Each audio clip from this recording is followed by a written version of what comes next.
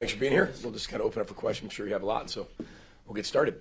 PJ, you talked about after Saturday's game about taking ownership for it. What are you going to change in how you approach this week and this game? Yeah, I mean, we're just going to respond to it, and we have all got to take accountability to be able to coach better, play better. Nobody's happy about the performance. Nobody's happy about the last 3 weeks. I think that's very clear. But you can either stay where you're at or you can change your best. You just got to kind of review how, practice scripts, practice plans, who needs more reps, what kind of reps, where are we struggling, and then you just design it from there, because that's all you can do really in season. I think we have a very confident football team that needs to get back to playing confident, but that's earned as well. That just doesn't happen. I mean, you can build that with, truth, authenticity, proof, things like that. I mean, that's how confidence is really, is really born, people being very real with you. So, obviously we don't like where we're at with 3 straight, but we don't look at it that way. I think I have to say that because that's how you guys think of it. As I said in the postgame, it's one-game championship season. We were 0-1, unfortunately, against Penn State. Didn't play well enough to win, but our team came in yesterday ready to respond, ready to go, and I wouldn't expect anything less.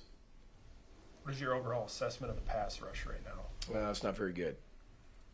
I can get into it a little bit more. We're just not getting home with 4. We've got guys to be able to step up and do better at it. Technique, fundamentals. When we do, we did get some pressure on him. He was able to step in the pocket, make a big throw here or there. I know that we even got some internal pressure, which was good, but we've got to be better in that department. We know that. And whether that's personnel, whether it's bringing more people, whether that's our techniques and fundamentals, it all has to improve. How do you get the receivers to start to win more against press man? Well, I think when you go back and look at the film, there were times we didn't and times we did. I think they've got really good players in the secondary, but it's not just about winning versus man coverage. We have, if you look at some of the views that I get in the actual film, we either beat somebody and the ball gets knocked down, ball's not necessarily in the right area, or we don't, in that particular point, get off press coverage or, don't create separation down the field. But there's a lot of things we can keep doing, to create separation, but you got to earn that too. That's not just going to go away. You got to earn that.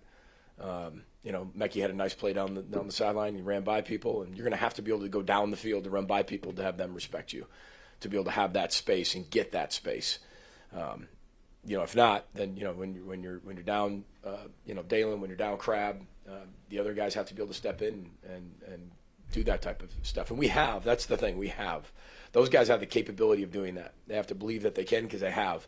So yesterday we went back and showed them all the things that they have done against press coverage, against man coverage.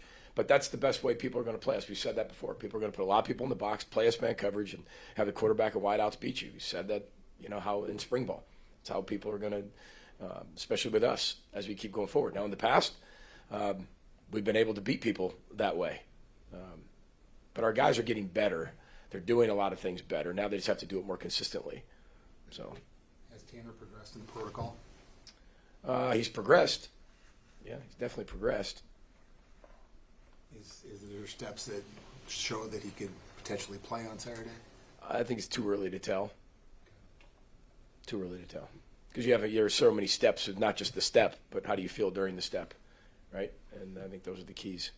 Did you feel like there was some bright spots that came out of the game? Absolutely. We focus on the loss part, focus on the score part, and I get all that.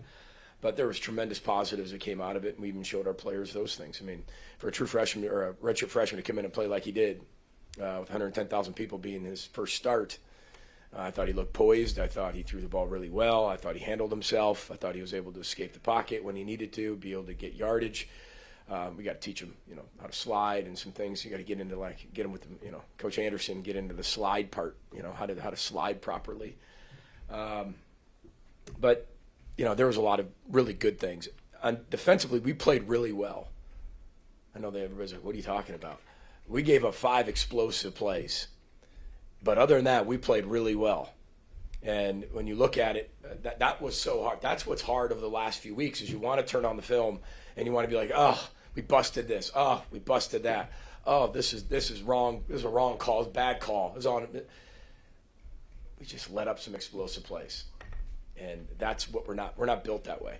You know, everything that we talk about is create explosive plays on offense and eliminate explosive plays on defense. And they won the explosive play battle, right? And when you're playing at a team like that and you win explosive plays and their explosive plays are more explosive than yours, you're going to lose the game. You know, I don't think the Tampa Bay Buccaneers scored a touchdown yesterday. They got the greatest quarterback in the history of football. It's hard, right? It's really hard. And we just got it. We've done it. We've shown it. We just got to get back to being way more consistent. What stands out as you prepare for Rutgers? Well, we're preparing for Rutgers. I mean, it's a little too early to say everything about them. I just know that they're a lot better football team than they were last year. They're really good defensively, very aggressive. Greg's teams are always going to be sound, disciplined, play really well on defense, always have. Offensively, they have some weapons. You know, quarterback's playing a lot better, and, you know, they're able to do a lot of different things. Again, too early to really kind of dive into and tell you all the things just because it's, you know, it's Monday morning, but that's what we're doing right now. But we got to focus on us. We got to get back to playing complementary football. You know, when we're on schedule and we look our best, we're complementary. Meaning the run and the pass fit together, offense and defense fit together, special teams, the bridge and connects it. That's when we're really at our best, and we just been a little inconsistent with that the last few weeks. So get back to the rhythm, get back to the execution, and that's where we're just going to keep rowing. We're going to keep rowing towards that because there is no magic formula to let it happen. You just got to work through it. When you're not playing your best football, the only way I know how to get out of it is fight, and these guys are fighting, and that's what I respect about them. It seems like Brevin's finding more success in the receiving game. How do you continue to incorporate him as a mismatch moving forward? Yeah, I mean, he's doing a tremendous job. I thought we were able to free him up. You know, I mean, we just got to start faster. If we can start faster, get in a rhythm, mix the run and the pass a lot more, it's going to free up opportunities for everybody, from the wide receivers to be able to help them be able to create separation. But when you're behind the chains, and that's the whole thing of the last week, was we were behind the chains. The false start penalties we don't have very often put us behind the chains, and then they put us in a forced throwing mode. And when they know you're going to throw, and that's the only thing you have, it's hard against a really good defense. So Brevin's just got to continue to keep getting better. He's become a tremendous leader. He's a really good route runner. He understands conceptual football. He's playing at a really high level. He's playing very confident, and I know he'll keep doing that. And he's a huge part of our offense as we move forward, you know, especially when you don't have everybody. We said it's going to take everybody. It's going to take the backs. It's going to take the tight ends. It's going to take the wideouts. It's going to take everybody. And some guys have been put in that role before, but they've been in kind of a role mode, and now guys have to be the guy, and they've got to keep getting better in that role of being the guy, and Brevin's done a really good job answering the bell there. PJ, how would you describe the way you guys approach things on offense in the first half? It seemed like you guys were maybe a little conservative or taking the ball out of Ethan's hands a little bit early to get him worked into the game. How did you kind of describe it? Well, I think that game kind of dictated that with the false start penalties really early. I mean, 5 of the first 20 plays, I think we have false start. So, I mean, that's going to set you back. You know, we're in their territory. Our defense is playing really well. Again, Andy, you're making decisions based on who's in the game, what's going on, you know, and how people look, you know. But I thought we had a really good game plan. We felt like we were going to be able to run the football effectively, but now all of a sudden you're in a 1st and 15, right? You're in a 2nd and, you know, 13, and it's a little bit different setting that stuff up. So, but when we were able to throw the football, again, I don't look at the stat line and say, hey, this quarterback played well or not well. I don't look at that part. I look, did I feel like he played well? And for his first real action, I thought he played really well for somebody thrown into that type of role. But it's, you know, you're putting your first 10 together to go score. You're not putting your first 10 together to say, hey, we're going to be conservative and not move the football. We just didn't execute it. And we go back and watch it. Why didn't we execute it? Well, that's what we have to be able to get better at. How much does Ethan's play Saturday give you confidence for his future moving forward? I have an incredible amount of confidence in that young man. I think you all know that. I think you know how I feel about him. I think you know when we recruited, how we talked about him. I think the sky's the limit for that young man. And I told you before, if you know you get in a position that we were in, you know, Cole banged up, Tanner banged up. If there's one person you can put in that environment that was not going to be rattled by that environment, it was him. And I think he showed that. I don't think he was at all rattled. I don't think you saw that at all. I thought you saw a really young, inexperienced quarterback that has a really bright future that everybody can be really excited about because he's got great intangibles that will only get better. but he's got a great skill set with his feet, with his arm, his mind. He's got great confidence about himself, got a great presence, understands the game really well, and we'll keep building that around him. You know, part of that, Andy's question is, you can call it whatever you want, conservative or whatever, but you want to do what you know he can do and he's capable of doing in that environment, in that first start, and show and see what he can handle, what he can't, what is going to be productive for us, what he's probably not ready for. And again, we talked before, you know, I mean, Manny Diaz, I mean, there's new blitzes every single week. How much is too much on his plate? And we needed to play We needed to play better defensively to win that football game. With what we were going into, and our thought process, and that with our minds was we needed to be able to play better on defense, and we weren't able to do that. But I was really proud of our guys. There was a lot of, to Dave's question, I mean, there was a lot of really good drives that we had. We just stalled. You know, we get drives moving and then we'd stall. You know, that drive that we go down the field, down 17-3, it's 17-10, and here we go. But then we stall ourselves. And no disrespect to them, and they deserve a lot of credit, but there was a lot of things that were self-inflicted that we got to get better at. Are there any themes or commonality in the breakdowns defensively, the explosive plays? Was there any themes there? Well, one, good play design, right? But two, yeah, just some communication stuff that would have solved it. And you know, we got to be better that way. But we can keep preparing. I mean, you couldn't hear yourself thinking or indoor, you know, all week, and that's what you want to be able to create for your players, so they know that the communication is going to be really hard. But if you miss a call or you miss a communication, 10 guys on one page, one on another, or somebody taking the cheese, you know, taking something in front of you instead of doing your job. You take the flashy, shiny object. We did that once or twice, and we paid for it. PJ, Mo over 100 yards on the ground for a 15th straight game. From your perspective, big picture, what's the most impressive aspect of that streak? Well, I think it's just his dedication to his teammates.